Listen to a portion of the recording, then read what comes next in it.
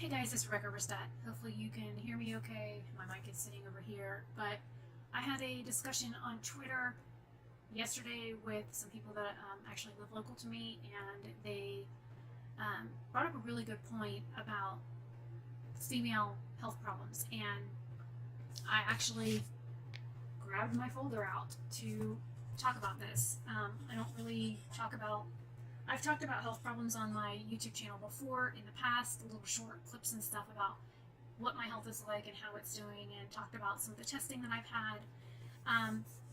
So I guess I need to go back to 20, well gosh, probably more like 2012, 2013, or even further than that. Let me go back to the beginning. So if you're not interested in hearing about female health disorders or that kind of thing, then this video is probably not for you, because that's what I'm going to be talking about. And yes, you can see all of my junk behind me. All of my, I'll just grab this. All of, my business things and stuff like that. That is what is in all of this stuff behind me. My register is behind me. All of these, trays and things that you see are all jewelry making supplies or things that I've already made. I'll break something. Pendants that I have finished that are ready to be listed online for sale that I haven't finished. So this is my life. I'm a normal human being. I have crap on my desk. Heck, as another example, because I know I've digressed already, is there's my folder. I have an earring rack sitting right here on my desk because I take pictures of it and other stuff like this on sale on my desktop, and I'm constantly taking photos for my website. So if you see junk in the background, guess what? I'm a human. This is my life. I am not neat and tidy and live in a house that is perfectly white and clean and clutter-free. I know where everything is, if that counts.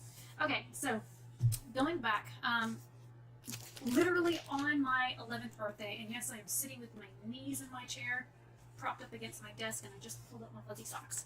I did just do a live video on YouTube, so yes, I'm wearing the same clothes I was wearing in that. On my 11th birthday, I started menstruating. It was like, happy birthday, here you go. And you're like, oh, that's not the gift you want to get on your birthday. And most of my friends didn't get their gift until they were 13 or 14, so I was rather early to get mine. My mom she didn't get hers until she was almost 16. So it was one of those things that was weird, and my first one was awful. And I mean awful. It lasted constant flow for 28 days. My mom took me to the doctor. We had tests run, found out I had cysts on my ovaries at 11 years old. I had cysts on my ovaries.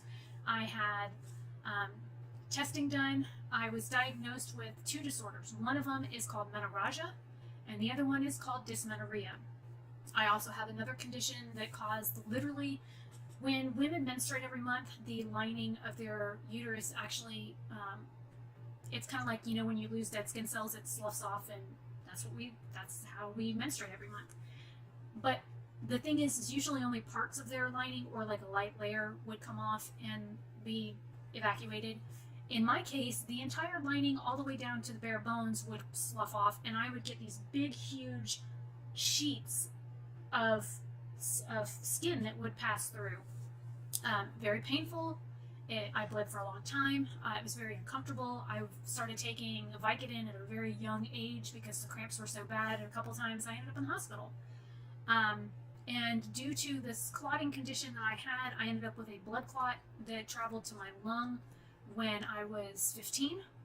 I did have cancer at 15. They did radiation treatments to get the blood clot to shrink.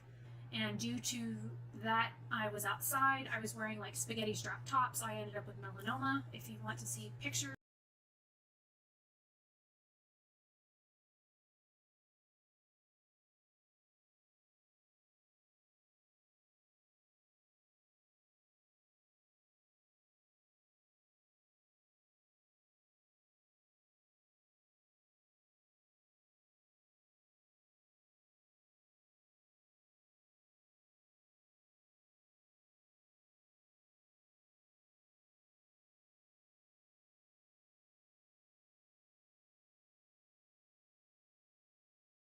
of my of what my back looks like after like surgery to correct. I've had some skin grafting done on the upper part of my back, but the lower part of my back is still pretty messed up. So I'll include some clips in here of what my lower back looks like. It literally looks like somebody took a paintbrush and like drew on my back, and depending on how much sun I get or heat or cold on my back, you can actually see it more pronounced than any other time, I guess you could say. So I started dealing with female problems early on, and then I had pregnancies. I got raped at 16, got pregnant, didn't know I was pregnant until I miscarried what I thought was just my lining of my uterus sloughing off like it did every month, until there was something that was hard. It was bigger than a golf ball, smaller than a baseball, harder than an egg. We didn't know what it was, so my mom collected it. I was actually sitting in the bathtub, taking a bath, shaving my legs when it passed, and literally it was a bloody mess. My mom collected it into an empty pill bottle. We took it to our doctor, and they sent it off to the lab to have it tested. And I've been on birth control since I was 11. I was on multiple different prescriptions trying to figure out, what estrogen level I needed to be on to try and get down to a normal girl period. Needless to say, most of that stuff didn't work on me. No matter what estrogen level you put me on, it made me sick. It kept me underweight. I was still breathing like a stuck pig. It was awful. So they sent it off to the lab to be tested. It had human growth hormones in it. They did a pregnancy test, and my those HG whatever, the pregnancy hormones were elevated. So they did an ultrasound, internal and external, because they have the scopes that are about this long that they insert internally, and they look and see what's going on. Thankfully, everything that needed to be cleared out was doing its job to do it on its own, so I didn't have to go through a DNC. So we had more blood work run and found out I am an A negative blood type, which is pretty uncommon. It's like 1 out of every 100,000 people have A negative blood. My dad is A positive, my mom is O negative, hence the A negative. So the doctor said most likely my body had attacked the baby and killed it. They were able to determine how far along I was and what sex the child would have been had it had survived. So my doctor, who is Catholic, and under her belief in the fact that yes, it was a child, and there was more that passed after that first initial lump. So I would have been about 6.5 months along, and at that time the baby wouldn't have been viable, but had I continued on, I would have had a little boy. I named the child. I still think about, the fact that had I had a child at 16, what would have happened and that kind of stuff, and the fact that it was a rape baby, would I have kept it or would I have given it away for adoption? So that was my first thing. It was 1996. I was engaged in 1999. I went to New York with the gentleman that I was engaged with. We picked up a car, was supposed to meet his family because he was from New York. We ended up driving the car back down to Florida, and I kept getting sick in the car on the way back to Florida. And about 2 months after that, I passed out at work. They sent me to the hospital. I had pulled a muscle in my back and had gotten a blood clot through that pulled muscle under. It was like right under my shoulder blade. So every time I'd go this or this or this, it was like excruciating pain. So more blood work, x-rays, ultrasounds, and urine tests. And the urine tests found that I was pregnant. And at that time, I hadn't been engaged in activities that would cause me to get pregnant. So the doctors ran a full spectrum of tests and stuff because I had been taking muscle relaxers for the muscle that I had pulled in my back. They wanted to make sure that the levels weren't like toxic, because I was on a non-steroidal, non-narcotic muscle relaxer. It was called Ultram. Come to find out I was allergic to it, had a bad reaction. So they found out that I had Rufinol in my system. That was fun. Yeah, Rufinol. My boyfriend was roofing me and taking advantage of me. I thought here, he had one room in the apartment, I had another room in the apartment. We would work out, I'd go home, make dinner. I would make dinner, he would make drinks, I would get a shower. By the time I got a shower at the end of the day, I was working 2 jobs, going to school, and, I was wore out. So I would get a shower and then go to bed. Well, I didn't realize that he was taking advantage of me during that time. So, lo and behold, my daughter Gabriella came along in February of 2000, and I was still 19. I turned 20 in September of that year. But I didn't realize I was pregnant until I was about 6 months along, and so I went to a doctor right down the road from where I lived. It was across from the hospital. Wonderful doctor. She was a beautiful person, very skilled. I told her about me being Rh negative, so we started on Rogam shots, which are pre-globulin, I think is what they call it. Because I actually still have to carry documentation to this day as to some of my health problems. They call this thing. And yes, I have 2 health cards. Immune Rogam is an immune globulin, blah blah blah. So this is actually the one that she gave me, and this is actually, I don't know if you can read. No, it's like so not gonna pick up. I'll have to take a picture of it because it's not gonna focus.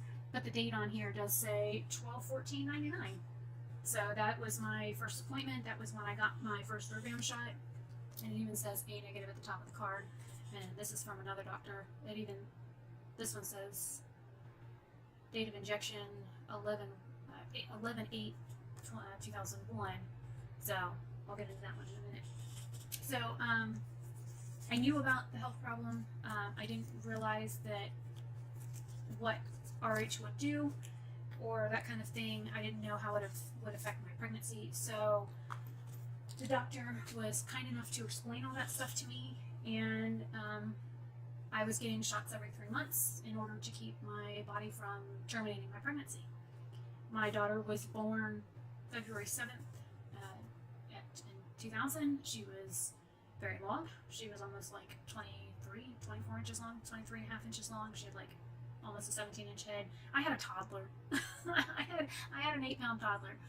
That's just all I can say about it. She was an 8-pound toddler. She was healthy. She was fine.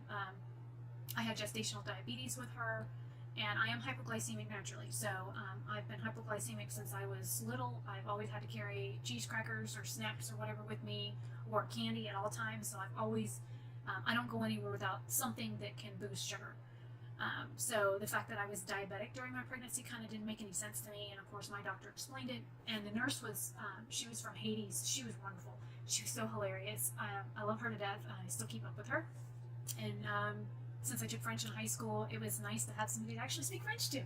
So I'd go to the office, and it would be, we would say hello to each other, and comment ça va, and ça va bien, and, some days it was comme ci comme ça, some days it was pas mal. So it was nice being able to converse with her a little bit in French. But she's great. She's still a nurse. She still works for the doctor that I went to. They're both fantastic people, and it was nice being in a doctor's office. It was all women, especially for your first official pregnancy. So it was a great experience. I did have to have a C-section. It was a scheduled C-section. My daughter was due on Valentine's Day. That was my actual due date, but I had her a week early, and it's probably a good thing that I did because I went into labor about 4 hours before my surgery. I just thought I had gas. So literally, I thought I was just passing gas, and then said I was trying to have a child. So. That was fun. In 2001, I was engaged to another gentleman, and we were like 2 weeks away from getting married, and he became rather abusive. I found out I was pregnant, and I didn't start showing with my pregnancies until I was about 6 months, 7 months along. And all the while, the reason why me bringing up pregnancy is so relevant here is because you think when you're pregnant you don't have a menstrual cycle. Not for me. Not for me. I had a menstrual cycle the entire time I was pregnant, all the way up until the day I gave birth. I had periods every month, like clockwork. My body knew what it was doing. It was just recycling things. Now, granted, they were a lot less than what I was used to, which was 14 to 28 days. But I did still have a menstrual cycle with my pregnancies, so I never knew I was pregnant. And I've always been, I don't know, some people say svelte, thin. I'm tall. I'm 5'9.5". I've always been a size 5. The largest I was during middle school or high school was a size 8. So, and I stayed right between 108 pounds and 116 pounds, and I would fluctuate back and forth with those. And I've had migraines for years. So occasionally, once or twice a month, I would get a migraine, and my weight would drop. I would drop a few pounds with migraines. So when my weight would go down or I'd get nauseous or whatever, I was like, okay, well, I've got a headache coming on. It's just going to be a doozy. So I never worried about the times that I had morning sickness because I just thought it was a headache. I never thought any different. And the whole time, I mean, I've been on, up until my last child was born, I had been on birth control of some shape, form, or another since like my first cycle. So I never thought about any of that. So I was on the depot shot with my first one, with my daughter Gabriella. I was on the depot shot, and the funny thing is I had just gotten it like 6 weeks before. Yeah, 6 weeks before I found out I was pregnant, and I was freaking out, thinking, "Oh my God, I'm going to kill my kid because I just got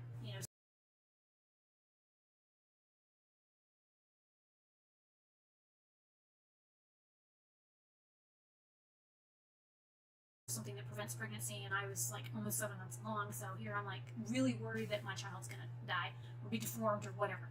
So I worried about that. The other thing is when I became pregnant in 2001, like I said, the guy was abusive. We were, again, I didn't know I was pregnant until I was about 7 months along. We tried to work things out, and about my 8th month in, almost 8.5 months in on my pregnancy, he came to my apartment one day. I had a friend over, and he kicked in my front door, bulldozed through my friend that was there watching the movie that we had planned, which was a Julia Roberts movie. He bulldozed through her to get to me, knocked me down, stomped on my stomach multiple times, threw me into furniture, kicked me, you name it, he did it. Police were called. He fled the scene before he was arrested. We both left statements. We gave where he worked because he was working for Comcast at the time, which actually he still works for Comcast. He's just in another county. They never arrested him. Never arrested him. So went to the hospital, got checked out. The baby was fine. I scheduled an appointment with my doctor the following week. Got in on Tuesday because this happened over the weekend, and they said you need to be on bed rest because he tore the placental lining. So what had happened was during the attack, where your uterus is that holds the baby at the very top, the lining that feeds the baby had like pulled away. So I ended up with a blood clot at the very top of my uterus, and the doctor said that he wanted to keep an eye on it. I came back in 2 days. They looked at it again. It had grown. So more of the lining had been pulled away. So basically at that point, my child was being starved because it was only getting about 50% of the nourishment from the placental lining that it needed. So kept a close eye on it. Came to be my due date. Went in right before my due date, and the doctor, because this was like a week and a half later, the doctor, and I was going to the doctor every like 3 days. He was supposed to give me a Rogam shot actually the week that I went in after the attack, and he refused to give it to me. So by the time my due date rolled around, roughly 4.5, 5 weeks later, the baby was dead. So I'm like, what do you mean dead? Because like I had felt some movement like the day before, but that morning when I woke up, I didn't feel any movement at all, and it worried me. So I was like anxious for my doctor's appointment. We'll come to find out the placental lining had it had been taken down, so about 20% of the placenta was actually covering the wall of the uterus. So literally my baby starved to death. And again, he never got arrested. Never. And some doctors have said that had I gotten my Rogam shot, that maybe it would have been better. I was on those nasty little yellow gel caps to keep me from going into labor. So, it starts with a P, hell if I can remember the name of it right now. It's been 20 years since I've had kids. So, I ended up carrying the baby past my due date. The doctor wouldn't do a D&C. The baby did end up deteriorating on the inside. So that poisoned the lining of my uterus. I got very sick. I ended up with some nasty infections. It took me a year and a half to recover. And the doctor lost his medical license. He went to Georgia for a year because he was suspended here in Florida. He practiced medicine in Georgia, and I wasn't the only person out of his patients that had complications with him. There was 8 of us that lost our babies all within the same week due to his negligence. So I was 21 at the time, so the baby did die. I again named the baby. It was a boy. I had already bought stuff in preparation for him, so it was hard. Then when I was 23, I was going to school for my bachelor's degree when I had been with this guy off and on for several years. Met him back in 2000. We dated when my oldest daughter was about 4 months old. We dated for about 8 months, broke up, he moved, that kind of thing. And then I'd run into him, of all places, at Walmart, and we would start talking again, and we would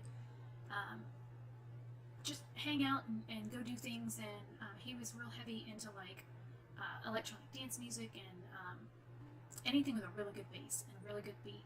He was listening to it, and he works for a Mack truck out of Orlando as a diesel mechanic. As far as I know, he still does. He already had a daughter at the time. I think Heather was 8. She might have been 6. Anyways, he had been married before. He had a daughter. He didn't really want any more kids, and I was using the Ortho Evra patch, which is like the birth control patch. And the funny thing is one of the days that he was at my house, he had actually replaced the patch that I had and put a new one on while he was there. And the next morning when I woke up, I knew I was pregnant. Like, I knew I was pregnant. I called him and said, guess what? And he's like, oh no. I told him, he's like, wait a week, get tested, find out. We'll take care of things then. And he knew I don't believe in abortion. I am highly against abortion. I can understand about abortion if you are raped or it's incest. Those for other people is okay in my beliefs, but I don't believe in abortion, period. I've been offered money for my children for when I was pregnant. I know that there are parents out there that are desperately searching for somebody to surrogate or to adopt children. So I know locally here where I live, there was a physician and his wife that couldn't have children that offered me exorbitant amounts of money and prenatal care and postnatal care. They weren't going to like give me cash for my kid. They were going to pay for everything I needed while I was pregnant and pay for everything I needed after I was pregnant for like the first year.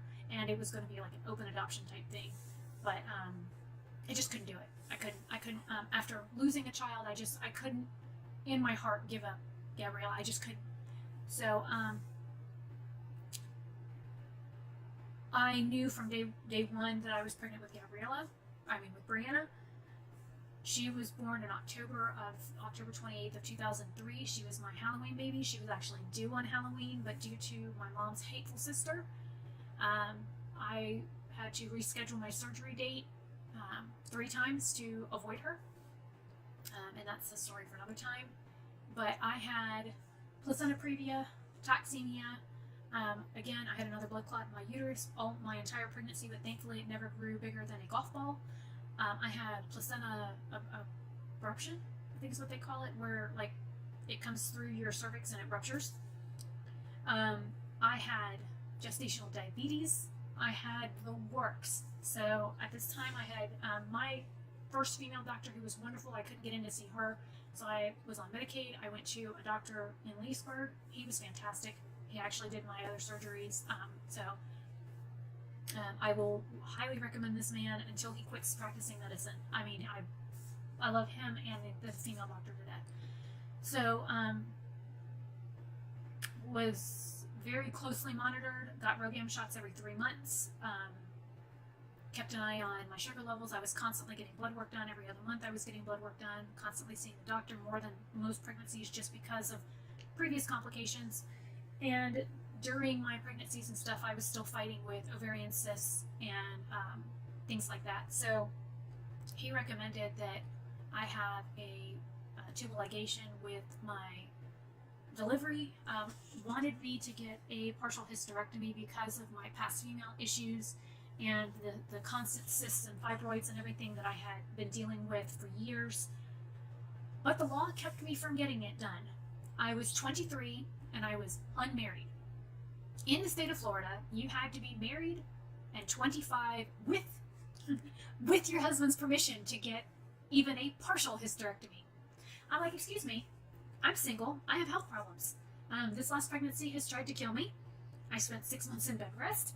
My child almost died twice. And you're telling me I gotta get a man and permission in order to have my uterus removed? What is wrong with people? Seriously, what is wrong with people? It's my body. I'm single. I'm not married. The father and I are not getting married. To be honest, he didn't want another child. He was happy with the one that he had that he barely saw anyways. Didn't want to pay child support for her or another child.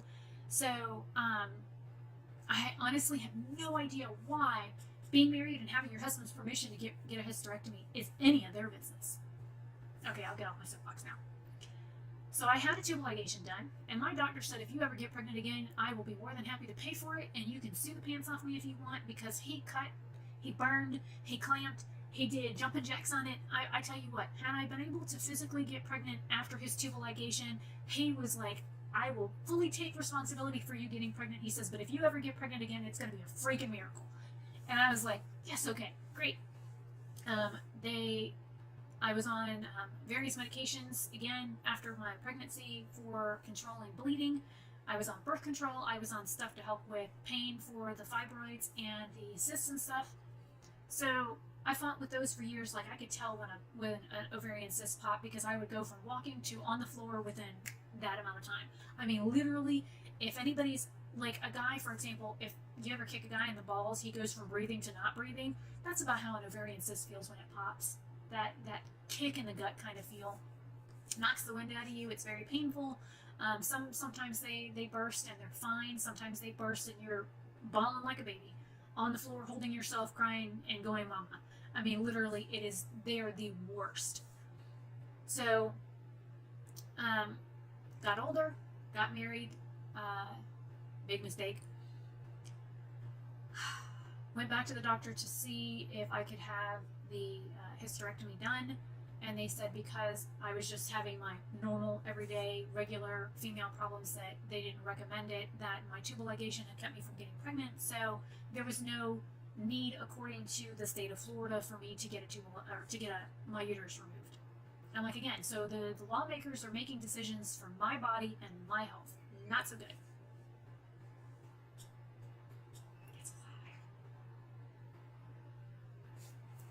So, they just kept me on the medications that I was on.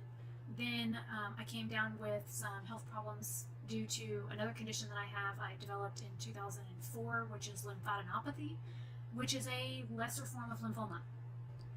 The doctors had me tested. I went to an oncologist. I had a hematologist that was working with me.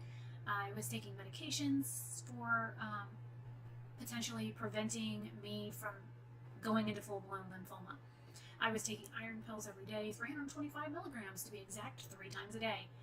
So, long story short, my ex-husband was awful, tried to kill me, and then we end up with other problems. So, to add, insult to injury. I started premenopause at 30, and this was in, just 8 years ago. So I had hot flashes and my hair falling out and my weight would fluctuate and I'd have problems with bloating and just all kinds of lovely things. But mainly it was hot and cold flashes. And then I started with seizures. That was fun. I would have anywhere from 8 to 15 seizures a day. They would be random. They would just pop up at any time. I'd be fine 1 minute and having a seizure the next. So back to the doctors and EEGs and EKGs, and I had the lovely scratch and sniff test that they do where they scratch holes in your head and stick electrodes on you and you have to wear a fanny pack for 4 days, and I've got pictures of that as well. So I went through all those, and all the while I was still having female problems. When I would say 2013 rolled around, I was having so many female problems where I was literally bleeding for 4 months at a time. The doctor, my primary care, said, you need to go back and see your gynecologist. I hadn't seen one in years. I didn't really need a pap smear. I mean, wasn't having sex, so I didn't need a pap smear. Went in, had a pap smear, that came back fine. While they were doing the ultrasound, they found 3 egg-shaped fibroids that were attached to the wall of my uterus. They asked about complications and problems. I'm like, you mean besides going through a Super Plus tampon and an overnight pad in 10 minutes? No, no problems, none whatsoever. I'm peachy keen, I'm bleeding like a stuck pig, but I'm okay. My iron is 24, but I'm okay. So we went through some testings and stuff like that, and I'm going to say midway through 2015, it got to the point where my blood loss was so bad that I literally was physically unable to get out of bed days. I felt like I needed to go to Walmart and buy Depends because I was bleeding so heavily that I just couldn't take it anymore. I would sit in the bathtub and just bawl my eyes out because, sorry, it was so awful that I don't know anybody who would want to go through this. I feel for people that have gone through this. I couldn't wear pants without worrying. I would wear dresses with leggings underneath, with shorts over it, just for the added protection. And even still then, with what I was going through, I was still bleeding through everything. And I couldn't take it anymore. Wearing dark colors didn't help. I had to keep a towel in my car seat because I was bleeding so bad that I would get in the car and I would go from point A to point B, and I would literally bleed through everything within a 15-20 minute car ride because it wasn't enough. And they don't make anything bigger than a Super Plus tampon and an overnight pad. So I was like layering 2 pads at once in my underwear on top of wearing shorts that are supposed to be used to cover up over a bathing suit on top of pants. And I was wearing like pantyhose and leggings and tights and stuff just so it would keep the pads as close to my body as possible so that I wasn't freaking out every minute that, oh my God, do I have blood running down my leg? Do I have this going on? Am I going to be the walking disappointment that girls feel when they have their first period? They've got that big nasty red stain on the back of their pants that they couldn't help. So those were things that I was going through. So finally, I went back to my doctor and I was like, I can't do this anymore. I really can't do this anymore. I haven't been able to have children in over a decade. I'm not married anymore. I'm divorced. My health is just to the point where I was like 105 to 108 pounds on a good day. My iron was in the toilet.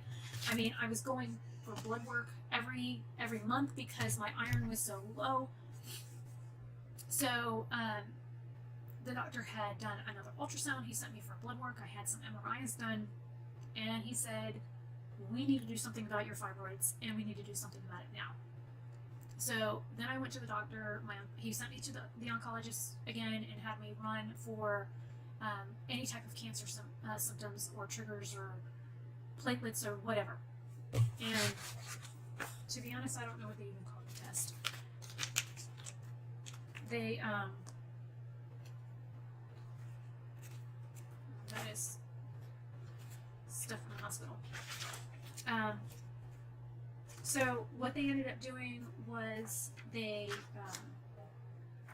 trying to find the actual document. It might not be here. It might be over there with some other documentation. They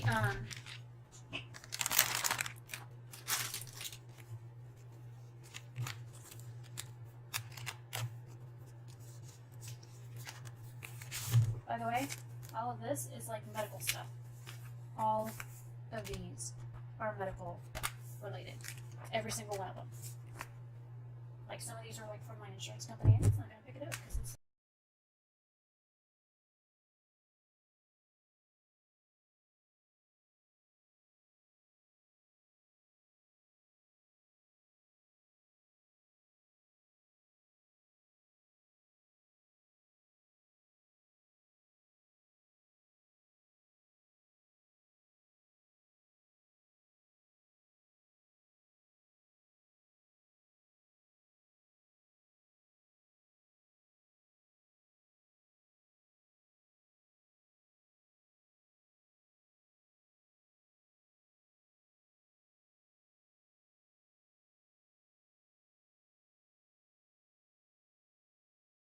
it's like blown out.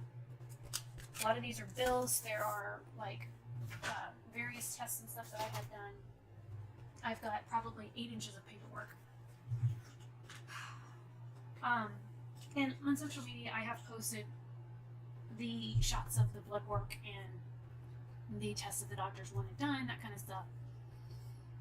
So, about October, November of 2015, I was 25 or 35. The doctor was like, we need to send you off to, because I was having mammograms at the time because I had a lump in my breast. So I had more testing done, and come to find out, I had stage 3 uterine cancer. That was fun. That was fun.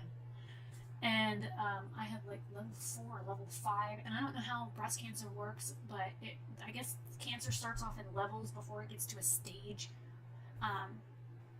So I went through, and the doctor's like, we need to get you scheduled for surgery like ASAP. What they were supposed to do, but the insurance wouldn't pay for it, was a double mastectomy and a partial hysterectomy all at the same time, the same day, same surgery, same doctor, that kind of, well, 2 different doctors, because one works on the top and one works on the bottom. So the surgeon who was going to do the double mastectomy said that insurance should cover reconstruction. And my girls have always been fine the way they look. It almost looks like I have implants the way that they are shaped and where they sit on my body, because they are like perfectly round. And other than the fact that they've changed location over the years due to gravity and age, they've looked the same my entire life. They might go up a little and they might go down a little, but for the most part they've been about the same size. So they were going to stick with the size that I already had, which was perfectly fine. I even asked for a little bit larger, and they said, sure, you could pull off a C cup, full C cup, no problem. Because I'm between a large B and a small C, depending on the bra and how it fits around the outside. Because depending on how tight a bra is around the diameter of you depends on, I don't know why, how full your cup is. Somebody explain that crap to me. Anyways, so they scheduled my surgery for February 2nd. I had some serious complications with the surgery. The doctor was great. It wasn't his fault. They went in for a laparoscopic surgery. And again, I don't know if this is going to...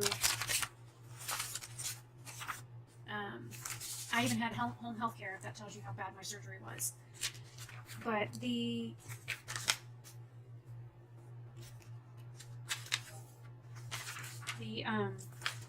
I was reading something. So they scheduled the surgeries, and the insurance would only pay for one of the 2. So I went in for my partial hysterectomy, which basically meant I was keeping my ovaries. I kept my ovaries. I got rid of my uterus, which was fine with me. I didn't want it anyways. I wasn't able to have kids. It didn't work anymore. The sucker was broken, so I was like, goodbye, see you later, don't want you. This is all like home health care paperwork I'm looking at. And actually, I don't know if you're going to be able to see it, but it actually says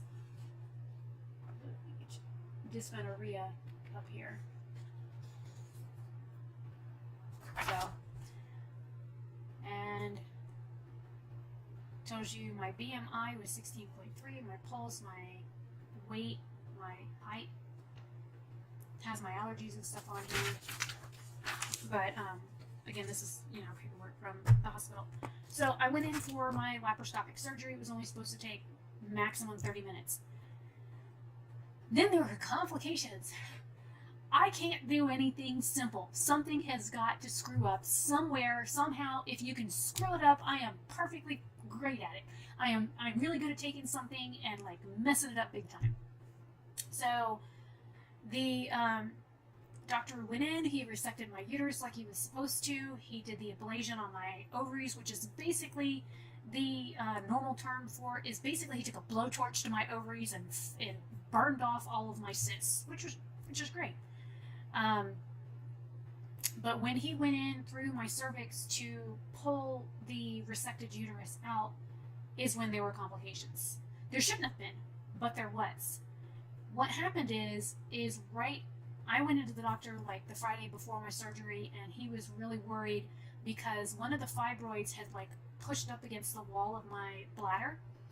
And what it had done was, it was like, seriously, you know, you've got your wall of your bladder, but it was like doing something like this, where you couldn't see where it stopped and it started. So you couldn't tell if it had pierced the wall of my bladder or not.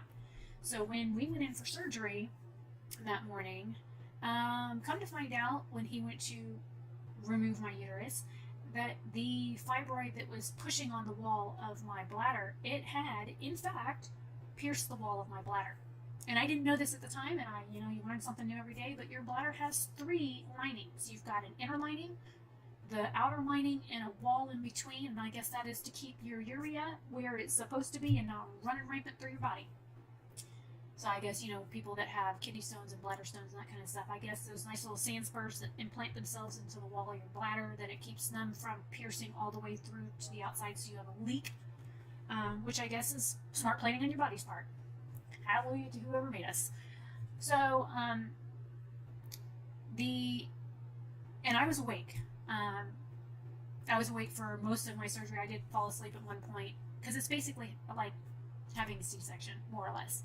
And at one point, my doctor said, "Oh shit. You don't want to be in the middle of surgery and hear your doctor say, oh shit. Oh shit's right. Oh shit is, oh my god, what happened?" So you, on the table, are trying to lean up and be like, not like you can see anything, because everything is, never mind. You're numb anyways. But it's not like you're going to see anything, but the oh shit moment makes you want to sit up and go, what? What happened? So, I'm like, what's the matter? And he's like, we have a problem. How do you feel about another free C-section and tummy tuck? I'm like, well, you kind of took off extra skin last time because you had to cut around scar tissue, so I'm okay. So he went in. They called for another doctor, which is always a bad sign. When your doctor has to call for backup, you know stuff has hit the fan. So my doctor, who again, love him to death, wonderful, very proficient, has been delivering children for longer than I've been alive, would recommend anybody go to. Again, he's delivered one of my children and done at least one of my surgeries, and I have taken many of people to him to deliver their children. Very, very highly recommend this man. His wife is fantastic. His nurse, Vicky, I love her to death. They're wonderful people. So, he explains to me that the fibroid had pierced the wall of my bladder.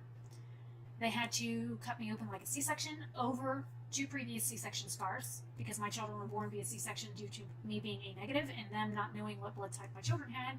Again, 1 drop of my blood to a positive person's blood, their heart, can kill you. So if you've got positive blood and you put 1 drop of my blood in their vein and it gets to their heart and their body doesn't stop it first, they're dead. So I had C-sections to keep my children alive. So he immediately, they put more stuff in my IV. They rolled me over onto my side. They gave me a spinal tap. It was all done within like 3 minutes. The anesthesiologist was on his game. And I have a very small back. I also have scoliosis, so they usually make me like lean forward. So when you sit down on the table, they make you hunch your back forward so that they can reach. Stand up. So they can reach. What, buddy? They can reach this part of your back. As you can see, my back sinks in. So when you lean forward, it pushes this out a little bit so that they can get to the vertebrae where they need to be. Let me move my chair. Okay. So you see how my back sinks in? This is where my scoliosis starts and goes all the way down to here, and I have extra pieces. So when you're sitting on a table and you roll forward, your back, if you look, your vertebrae is going to be more exposed. So what they ended up doing, because I was partially numb anyways from the other lovely drugs that the doctors had given me to do my laparoscopic stuff, which it was all local stuff. It wasn't like general anesthesia. So what they ended up doing was, since I was strapped to a table like this, they rolled me on my side. They had to unstrap me. They moved my arms over like this and kind of pulled my arms down, which in turn caused me to like hunch forward, so it caused enough of a pooch on my lower back for them to insert a needle. Fun stuff. I don't do needles. I don't do needles. And most of the needles that they use for that are about this long. They are a 14 gauge needle and they are about this long. And I tell you what, even if you show me a needle, I don't even have anything that short. Let me find an ear wire or something.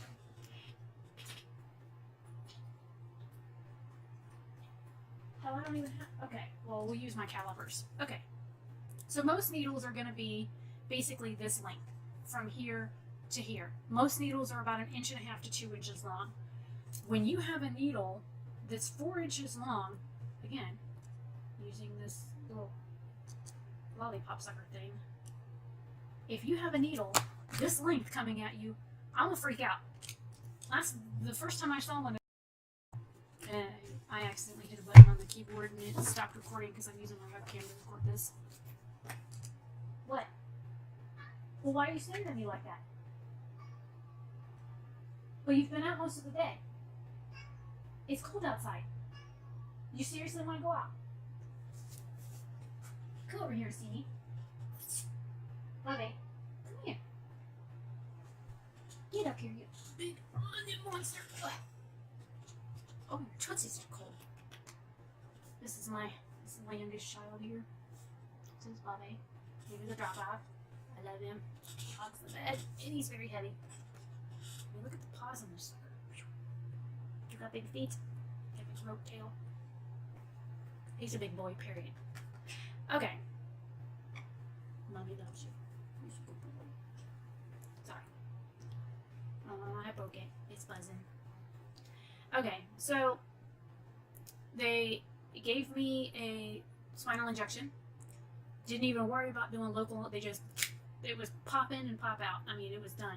Rolled me back over, sliced me right open, ended up going in, and what had happened was the fibroid had torn a 1-inch hole, a 1-inch wide hole in my bladder. That was an oh shit moment, definitely. So they had to, and you figure you're on a table for surgery, you've got a catheter in anyway, so thankfully my bladder was in. Would you stop beating me with your, beat you with your own tail? Distracted. So, anyways, thankfully my bladder was empty and that I didn't have to worry about clean up my old abdomen. So the doctor ended up retrieving my uterus from what had come through my cervix, got that out of the way. The urologist came in and sewed things in threes, inside, middle, and outside back up. The urologist was great. He came, it's funny, I'll tell you what he did to me the next morning after surgery because I don't remember most of it, but my friend does. So, and while I was having these surgeries, my ex-boyfriend Ken was with me.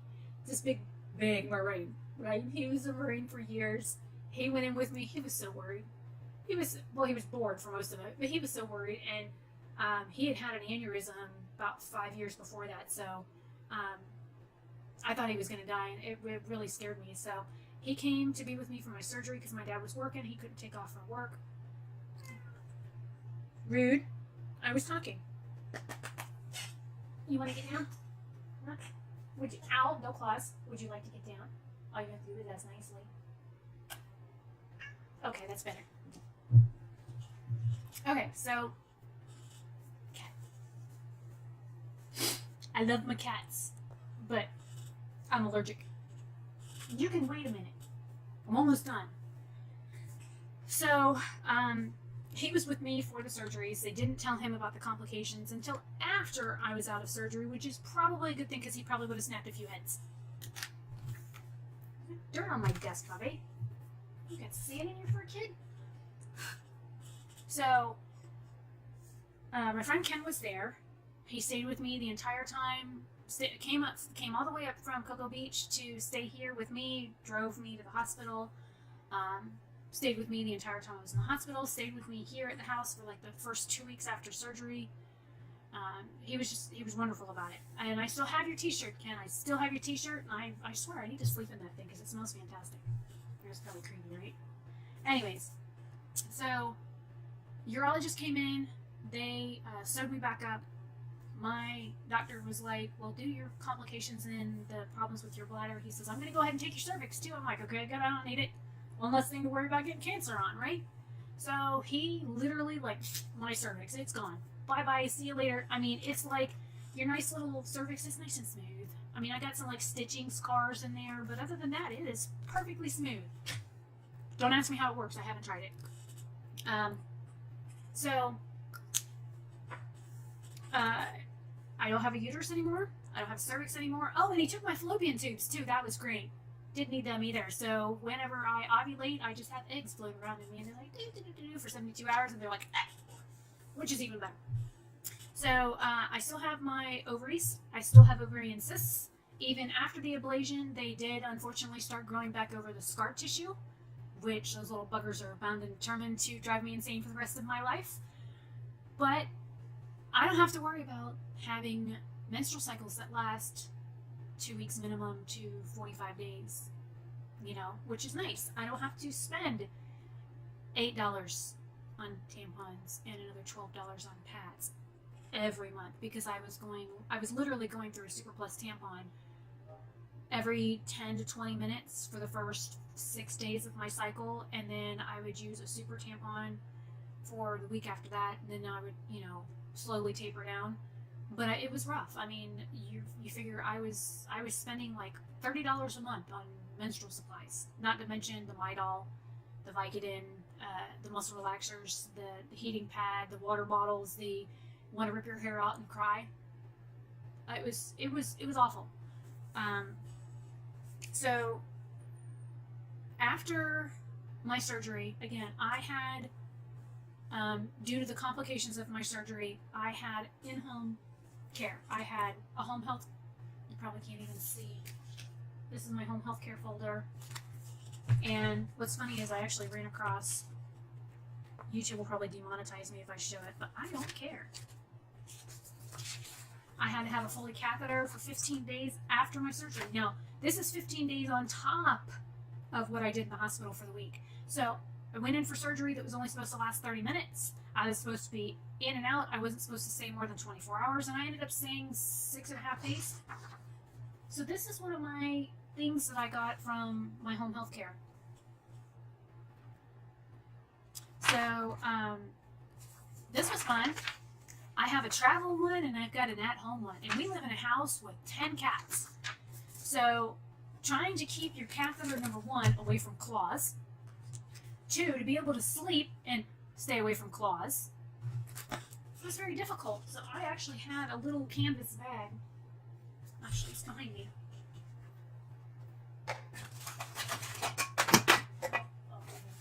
They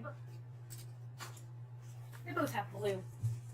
So I would actually stick my Foley catheter bag in this and use my walker to carry around literally my bag of piss, because I couldn't afford to have the cats pierce a hole in the bag. So had home health care for 2 weeks after I left the hospital. They came, and it's like every day that they came, my catheter had like slipped or relocated. Somehow or another, my body was absorbing the saline from the balloon that is supposed to keep the catheter expanded so it doesn't slip out, because my bladder wasn't supposed to get full. I tell you what, it is the weirdest feeling. It's painful. It's uncomfortable. I don't like them. It's kind of like being a guy for a couple of weeks because you got a hose. Very uncomfortable. I ended up wearing dresses because I couldn't figure out how to stick them in my pants. I have the one that straps to your leg, but it's about this big. This is just one of those bounce sheets. But the thing is it only holds like half a day worth of stuff. So on the days that I was working at the flea market, I would have to empty it about halfway. So you figure I was there from 7:30 a.m. to 5 o'clock p.m. They were open 8 to 4. I would have to empty it about 11:30 or 12:30, and there was like a port on there that you could, you know, like a release valve to use to empty it. And it just sounds like you're going pee, but it's still embarrassing, uncomfortable. It tears up your pantyhose because it's Velcro. It Velcros to your thigh. But I guess in cold weather it would be nice because it's nice and warm, for obvious reasons. But the whole experience was pretty bad. Some of the things that I went through, I wouldn't want anybody else to go through. The surgery recovery, had it only been the laparoscopic, it would have just been an incision right at my belly button and 2 above my hip bones. Those would have healed within no time. You put band-aids over them and you put some A&D ointment on them and maybe a drop or 2 of tea tree and you'd have been fine within a couple of weeks. No major discomfort with a regular laparoscopic resection like that. But because I ended up having to have a full C-section cut, the bikini cut where they cut from one hip to the other hip, you're literally healing just like you would with giving birth. And because I had already had 2 C-sections before, there was a double layer of scar tissue that they had to cut around. And my rectus muscle, which is the muscle at the bottom part of you figure your diaphragm is here. Your rectus muscle is what this is. It pushes against your diaphragm to cause the sound to travel upwards. So my scar goes from here to here. This entire thing is a scar right here. And you can actually see there's like an indent where my scar is, and that's as much of my scar as you're going to see through clothing or period, because I am not going to take pictures of it. I mean, it's not like it's ugly or anything. I just think it's a little bit invasive, and I've never really taken pictures of my laparoscopy scars. I mean, it just looks like at the very top of my belly button I've got like a little white line, and then the ones on my hips, it just kind of looks like a white stretch mark, which I don't really have stretch marks, so a little weird and out of place. But I got a little, they're about, on my hip bones, they're about this big, which is about 1/4 of an inch. The one on my belly button is about half the size of that. So it's, I don't know, it's a little bit wider than my orange stick that I use to, clean nail polish and stuff off my fingers. So hopefully this is helpful. I know it's a bit rambly, it's long, but that is my female health problems from A to Z. As of now, I am 38. I turned 38 in September. It's been, this February will be 3 years since my surgery, and I haven't had any complications other than an occasional ovarian cyst popping. I am no longer on any type of birth control medication. I'm not on mainly any medication other than for like migraines and stuff. I don't miss my uterus or my cervix. I haven't used the equipment since the surgery. Hell, I haven't used the equipment since I was in my early 30s. So I don't know how things work after surgery. Like for those that have your cervix removed, how things like heal, or I know things were like a tight space before. I know they were a short, tight space and my cervix was on top. So if you look at the inside, for example, okay, you've got your inside. I'll just use the whole Sharpie or the highlighter. Okay, so you've got your internal workings. Most people in their internal workings have a cervix here. My cervix was here. It was like 2 inches from the end and it was on top. So it was kind of unusual, and things would get like trapped behind it, especially during menstruation, so it was kind of messy. But now it's like this, so you don't have a spot up here or a spot, where most people normally have it. It's just completely one solid unit. Like I said, I haven't exercised the area since my surgery. I'm kind of afraid to. I'm sure if I had a significant other that I was intimate with, then I would have tried it by now, but I don't have a significant other. The one that I was dating moved out of state like 2 months before my surgery and hasn't been back to Florida since due to financial and family issues. That and the fact that I'm white, he's Middle Eastern, so his mom doesn't like me. So there's that. But yeah, no, as far as using it, I mean, everything works the way it's supposed to. You still have full fluidity of the way it used to work before. It moisturizes itself like it should. Cleaning it is just as you normally would. I've never really had problems with like yeast infections or not tinnitus, but the I don't know, the different types of yeast that people get down there. I've never had problems with like an odor or anything like itching or any of those other conditions that women get that you need like Vagisil and Monistat for. I've never really had problems like that. Even pregnant, I never had to worry about it. So I'm thankful in that aspect. But I don't feel like I'm missing anything. I have been told that I am not a woman anymore because I don't have a uterus. I'm like, wait a minute. I still have my breasts. I still have my ovaries. I still have the orifice. What do you mean I'm not female? Oh, and my chromosomes are still female. So what do you mean I'm not a woman? So for those of you that have gone through hysterectomy, whether it's a full hysterectomy or a partial hysterectomy, there's nothing wrong with you. There's something wrong with your body, and you needed to get rid of some body parts you weren't using anyways. If you were attempting to use them or wanted to use them in the future, I am so sorry. To be honest, I never wanted children. I never wanted children until I got pregnant with my first one and lost it. And then my mindset changed. And I've had complications with my family and my children, and I have not seen my children since 2009. So that breaks my heart. But my mom and her family are evil. She's still my mom and I love her, but I don't like her. I don't like my mom. I don't like the things that she's done. I don't like the things that she says, and she's a very hateful person. And I've tried so hard not to do this in this video. I might talk lighthearted about some of these topics because it is hard.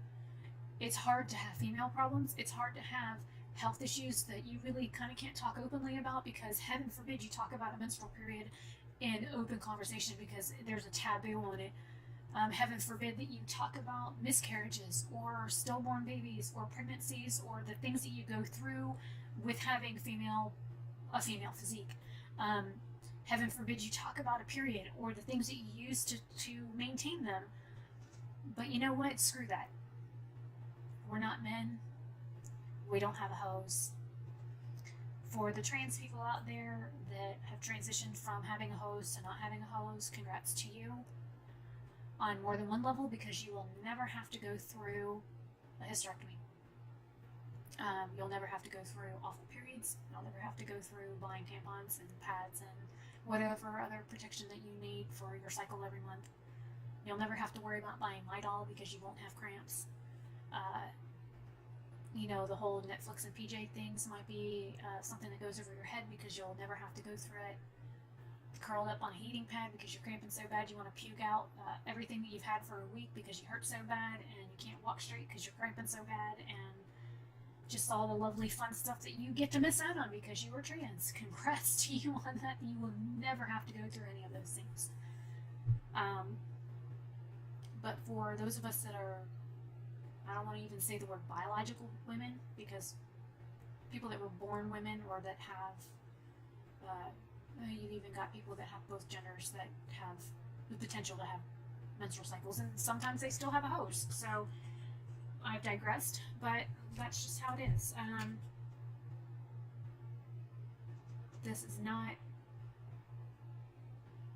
This wasn't easy, but I figured it needed to be done because I have health problems and I've got more than one. And I don't know how many people out there would put up a video like this. I know it's long. You don't have to watch it if you don't want to, but it's here. So I will see you guys in another video. If you want more health-related videos or more in-depth discussions on certain things, let me know. I will be more than happy to record them.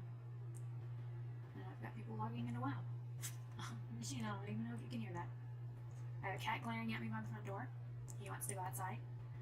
And my tea in my lovely cup is stone cold. But I will see you guys in another video. Hopefully you have a great day or night wherever you are. Bye. And I'm not going to edit this.